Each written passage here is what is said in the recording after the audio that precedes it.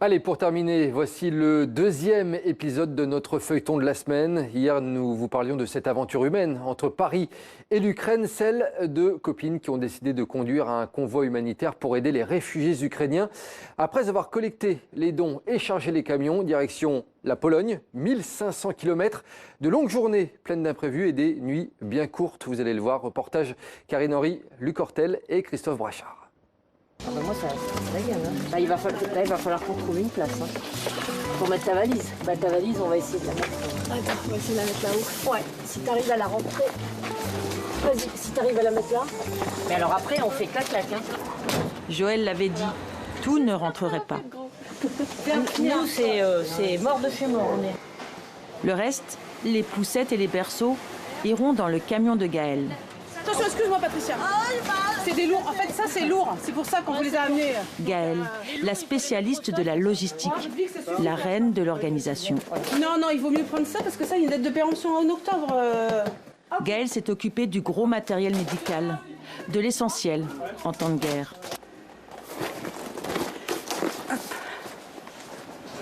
Il y a 5 lits médicalisés avec les matelas et tout. Et après, il y a de l'alimentaire qu'on a collecté nous-mêmes. Donc le camion est bien plein. T'es fière quand tu vois ça? Ouais. Je me dis qu'on a bien travaillé et que ça va aider les gens. Attention à vous, hein. Allez, dans l'autre sens. Non, sur le droit. Et on peut faire comme Dr Strange.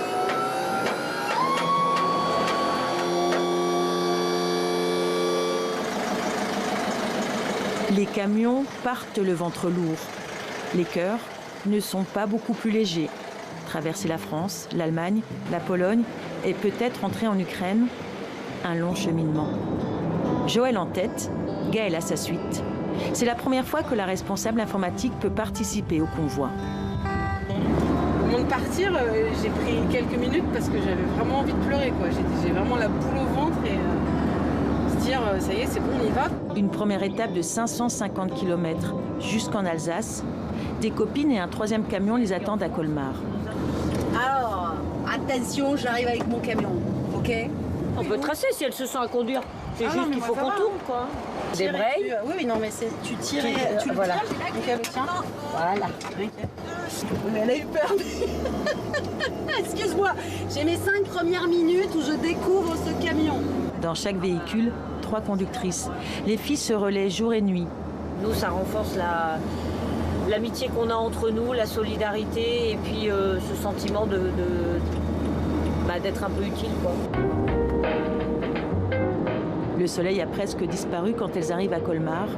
La route s'est avérée bien plus longue que prévu. C'est bon. La nuit, elle, Allez, go. s'annonce courte. Première étape de fête. Mais non. Aïe, aïe.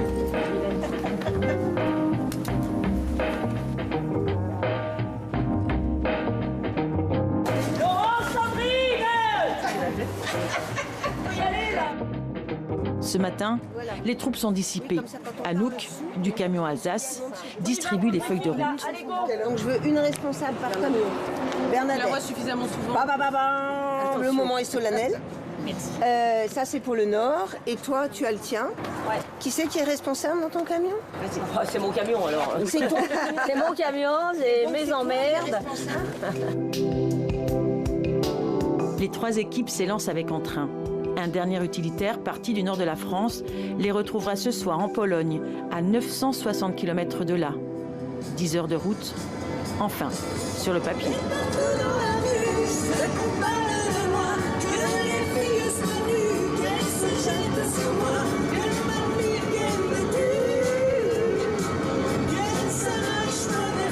J'essaie de dépasser Joël.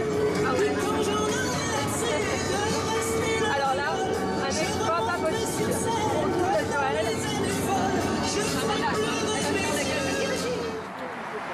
Il est 22 heures, sur une aire d'autoroute en Pologne, à 200 km de Wrocław, là où un bon lit les attend.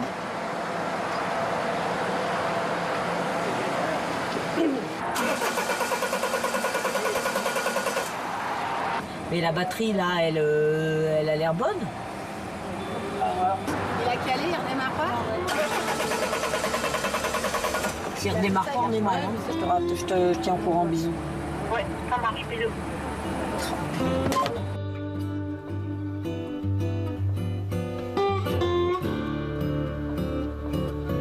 Voilà, et on découvrira demain les suites de cette histoire d'humanité avec le 3e épisode de notre feuilleton de la semaine.